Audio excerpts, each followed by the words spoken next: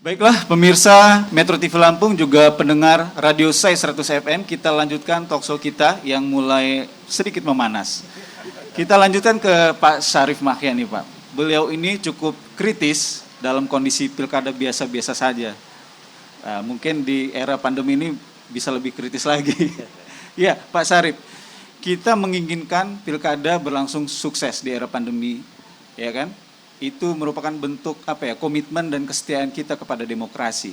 Tetapi kita juga tidak ingin di era pandemi mengorbankan kualitas dari pilkada itu sendiri. Jadi Pak Syarif mungkin bisa berbicara tentang pilkada di era pandemi tapi dari sisi kualitas. Bagaimana kualitas pilkada itu tetap terjaga walaupun misalnya kita berada dalam situasi yang tidak normal, bisa dikatakan seperti itu. Silakan Pak Syarif. Terima kasih. Pertama tentu sama tadi, selamat ulang tahun untuk Lampung Pos dan saya radio ya, gitu. Semoga lebih sukses ke depan.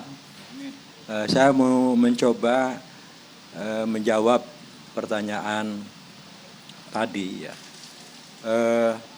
Sebenarnya pilkada dan COVID-19 itu isu utamanya apa?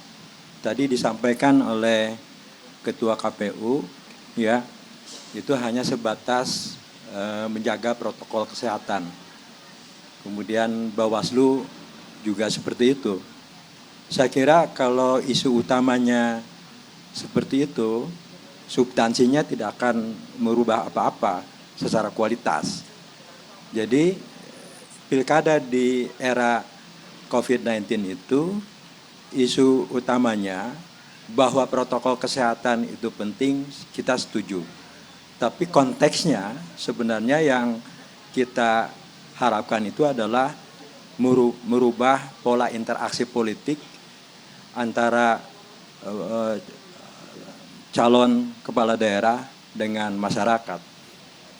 Kalau itu tidak dirubah, maka saya yakin bahwa ada ruang untuk melakukan kampanye secara konvensional seperti rapat terbuka, mengundang orang banyak dan sebagainya itu. Nah kalau misalnya konsep ini nggak dirubah, maka saya yakin itu kalau hanya sebatas tadi yang disampaikan oleh Ketua KPU menjaga protokol kesehatan pada saat pencoblosan, saya kira itu secara teknis tidak ada masalah. Tapi justru yang harus diantisipasi itu pada saat proses kampanye. Nah, persoalannya adalah bagaimana sekarang mengefektifkan proses interaksi politik itu bukan dengan cara-cara yang konvensional. Dalam situasi pandemi, maka kekuatan teknologi informasi itu sangat penting. Ya. Selama tidak menggunakan kekuatan teknologi informasi dan kampanye masih dilakukan dengan cara-cara konvensional, maka peluang itu akan terbuka.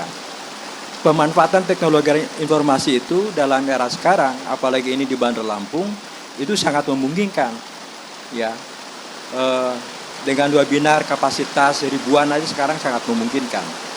Tetapi persoalannya adalah bahwa yang menjadi sasaran utama oleh calon kepala daerah itu adalah segmen masyarakat kelas bawah, di kelas bawah, bukan kelas menengah ke atas.